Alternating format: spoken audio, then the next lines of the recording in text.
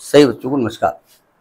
हम बात कर रहे हैं सिंगेज अलजेब्रा की, जिसके चैप्टर 9 प्रोबेबिलिटी फर्स्ट पार्ट की हम बात कर रहे हैं, जिसकी कंसेप्ट एप्लीकेशन एक्सरसाइज 9.2 की हम बात कर रहे हैं। देखते हैं उसका नेक्स्ट क्वेश्चन। सेकेंड क्वेश्चन कहता है कि there are n letters and n addressed envelopes, find the probability that all the letters are not kept in the right envelope.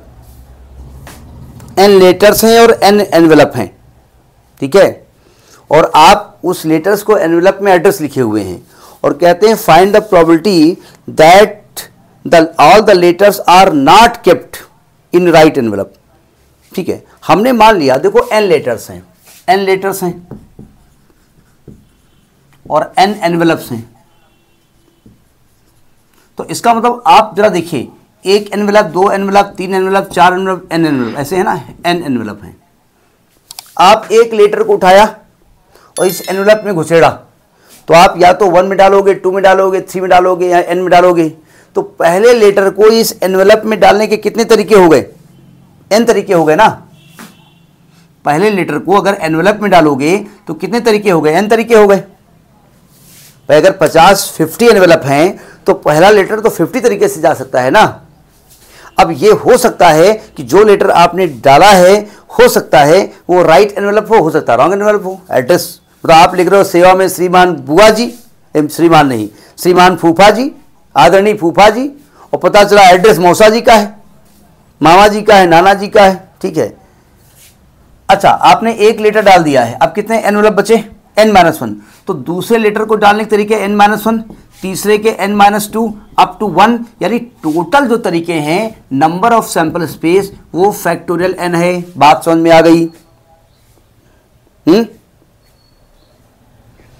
अब एक हो सकता है कि आपका right envelope, right letter right envelope में हो और लेटर रॉन्ग एनवेलप में हो। दो तरीके हो सकते हैं, ठीक है। तो हमने ए मान ली एक इवेंट है, इवेंट कि इसमें जो एनवेलप है all letters are not kept in, all letters event है जिसमें all letters are not kept in right envelope, और ए डैश मान लिया है ये इवेंट है जिसमें all letters are kept in right envelope, right envelope. ये नॉट नहीं है, इसमें यस हो जाएगा, यस इन राइट एनवेलप। ठीक है, अच्छा लेटर को सही एनवेलप में डालो या ना डालो, कुल मिलाकर के तो वैल्यू 1 होती है ना। किसी भी प्रोबेबिलिटी के होने या ना होने की प्रोबेबिलिटी का जो सम होता है वो 1 होता है।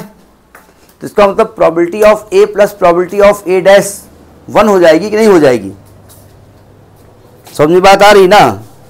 तो आपने कहा ए क्या है जिसमें नॉट केप्ट इन राइट, तो प्रोबेबिलिटी ऑफ ए हो जाएगा 1 minus probability of A dash. अब जरा समझिएगा, 1 माइनस ये आएगा number of A dash upon number of A, number of S, ये आएगा। अब जरा एक समझिएगा, ये जो ए है ना वो है नॉट इन राइट। हर एनवेलप, हर लेटर को राइट एनवेलप में रखने के कितने तरीके होते हैं? एक ही तरीका तो होता है भाई, एक ही तरीका है जिसमें वो सही है। तो ए आपका वो हो जाएगा 1 और एस हो जाएगा फैक्टोरियल n। समझ में आई बात नहीं आई? मतलब नंबर ऑफ ए जो होगा वो 1 होगा, क्योंकि एक पहला लेटर पहले एनवेलप में आएगा, मौसी वाला मौसी वाले में आएगा, मामा वाला मामा वाले में आएगा। एक ही तरीका है, नहीं समझे? तो नंबर ऑफ इवेंट 1 होगा। समझ में आई बात नहीं आई?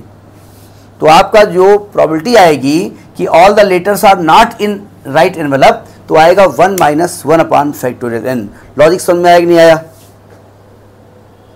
ठीक है, नोट करिए इसको।